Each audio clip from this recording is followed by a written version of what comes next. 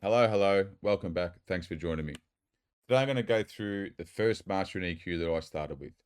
So several years ago, when I consciously decided to make a career out of mixing and mastering and start doing it for clients and stuff like that, I knew I had a steep learning curve ahead and a whole bunch of experience I had to get under my belt. But nonetheless, at the time, a good friend of mine who was a mixing engineer made it pretty clear to me. He said, "Look, just keep it simple, especially starting out. Understand you have some knowledge already with sound in general because you're producing and you're doing your own mixing, but keep it simple. Start with an EQ that you're comfortable with. Potentially have a saturator, compressor, and hit the limiter. Especially early on, where I was doing things for free, spec work, friends, and just offering my service out there to get that experience initially. That's exactly what I did, and I'm glad I had that advice early on. As we know, there's so many tools, there's so many things online, and you speak to all different people. Everyone has a different way of working. I found by doing that, it really kept me quite calm for that journey ahead, and it took a lot of pressure off where I could just enjoy myself and experiment. So even though I had been in the studio and I was producing and stuff like that, I had never actually done my own mastering at all. I had always paid a mastering engineer for my own music and also for my label Green Fetish back then as well. So I started with the custom series EQ from Slate. I had already had the Slate bundle. I've had it for several years. I've still got it today. And I chose this one because number one, it looked really simple, right? I was using it and experimenting with it before, but these are all the same here. But obviously, we've got four bands, but there's only three decisions you can make per band. So I simply just you know duplicated all of them so I could have full use of the EQ. So the left would be far left 60, 400 hertz, 2K and 10K, left to middle in the middle, and then this one I'd go to the far right so I could get full use of the EQ. And also, even though I had Q3 and other plugins that can had the spectrum analyzer and you could visually see what was happening, and span and other things like that, other tools like that, I wanted to just somewhat be limited and not get too hung up on the visualization of things, going into all the mid-side stuff just yet, all the dynamic EQ possibilities, and being able to really create all different shapes and really being able to create really thin cues and do the sweeps and all that. I didn't want to start with that just yet.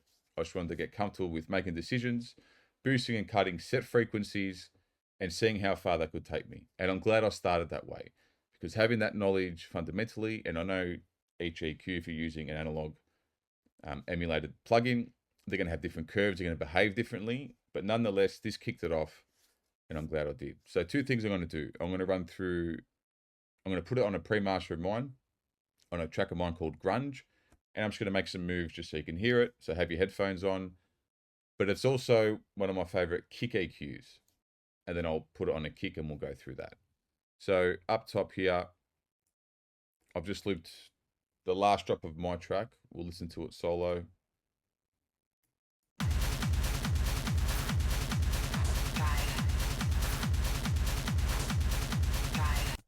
That's the gist of it.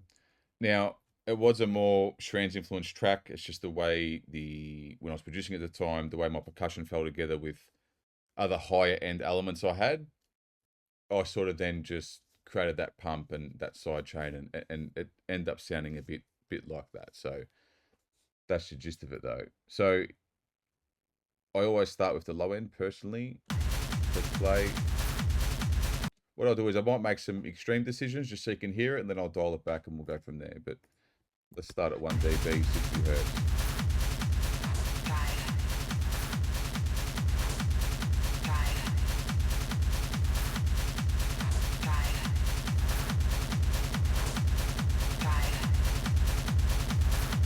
You can hear the low ends really prominent when you turn it on and use it.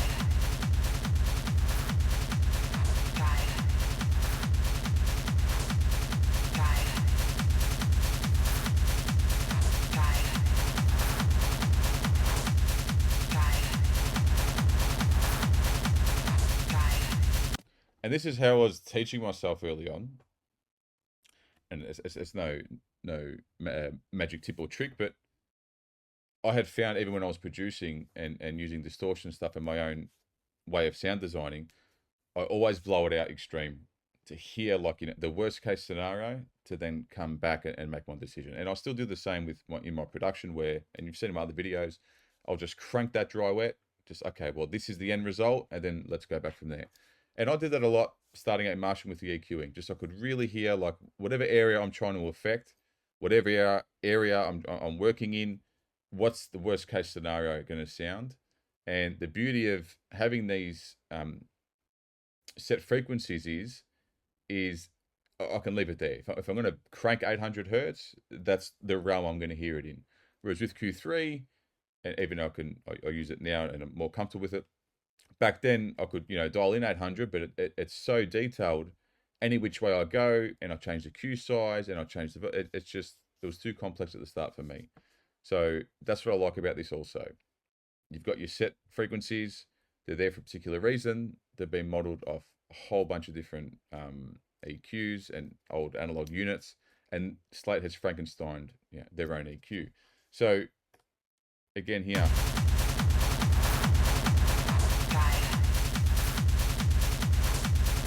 And it's going to be the same with every dial.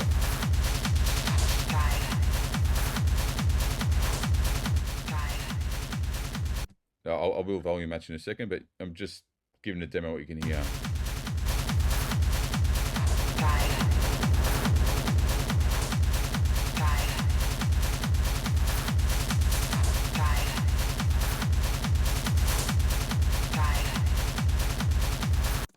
Now this set up a little test, which is sort of volume matched. We'll do that.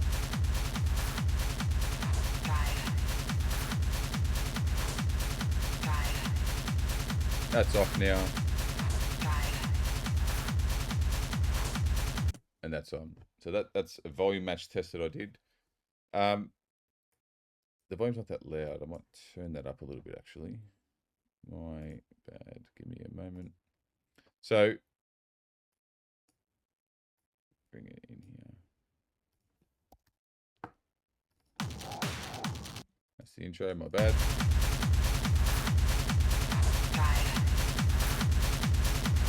That's off now, bypass. And that's on. The biggest change is obviously the low end, but that was really what I liked about it. Especially when I started, I was only doing techno tracks. Because I was doing stuff for the label and for other producer friends of mine that were making that stuff. And I found as soon as I'd start the master, I would have, like right at the start, right when I was doing spec work, I didn't have soothe and I wasn't doing like any like de-essing or harshness or correction right at the start. I was literally starting with this, which I learned later. I changed my ways, but I would just get the track and I'd listen first. Obviously, I'd do my first pass, and I just felt every time I turned that 60 hertz on, it just really got it going, especially for a lot of the stuff I was working on back then. And that was one of the reasons that led me to start using it as a kick EQ. So this is volume match. We'll go one more time. We'll start with it off.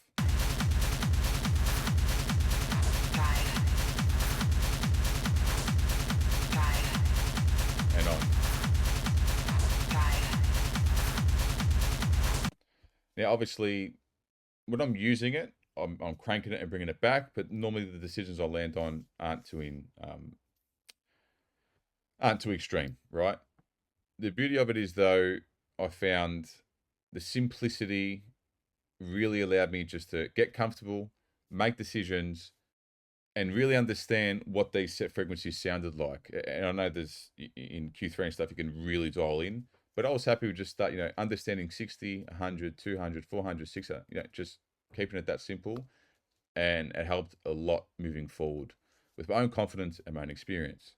Now, in the context of a kick drum, we will get to that in a second. Let's turn this off. So just an old Vengeance kick here. Let's turn it on.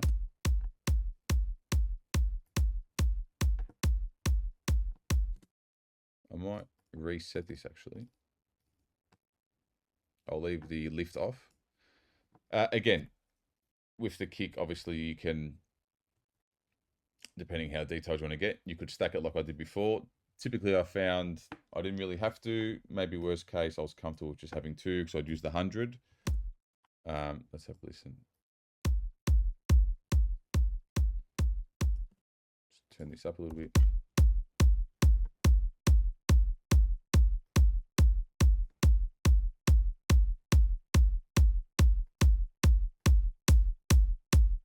I love high end in. I love high end in my kicks. Just so if you see me playing with a lot of air in my kicks, I do all the time.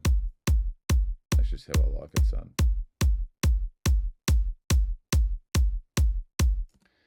Especially that 2 to 4, getting that transient out, 4 to 7, depending how your kick's been layered.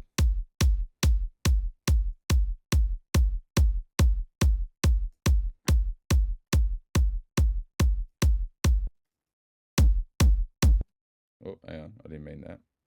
Bring that down a bit.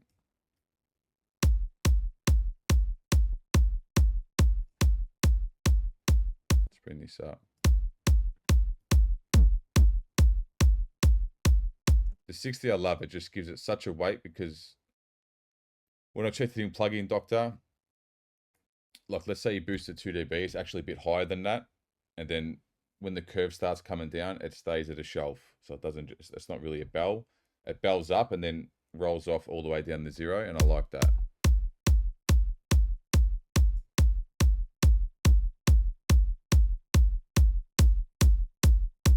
Now, another thing too, the simplicity of this is why I loved it.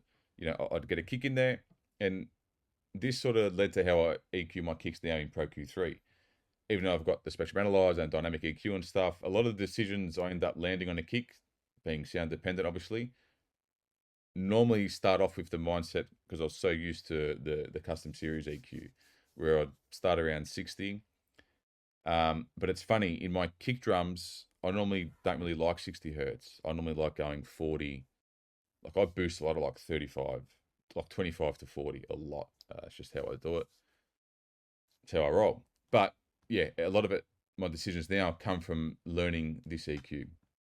Lastly, they part of the series, they did a little lift unit, which is just low end and high end, which is really nice too. So let's take the EQ off.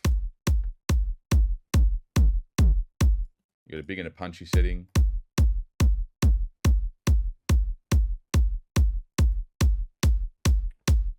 Then you got this high lift, which is, I think it's similar to the Eosis Air. I think I said that right. But that Air plugin that Slate do as well. I think it's modeled off that. I might be wrong.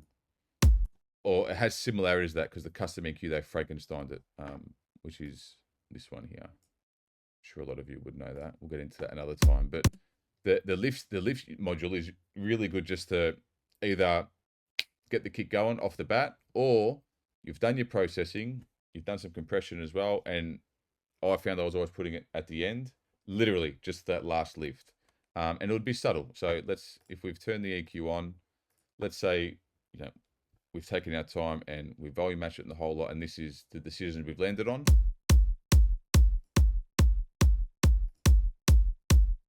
Let's say that's where we landed. Lastly, I'll get into the lift and I will just give it that extra.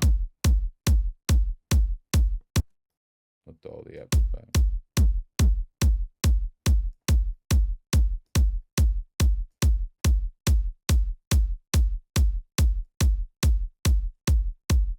And that's without it. If we turn the whole thing off, I know it's going to be a bit loud. I haven't exactly volume matched it.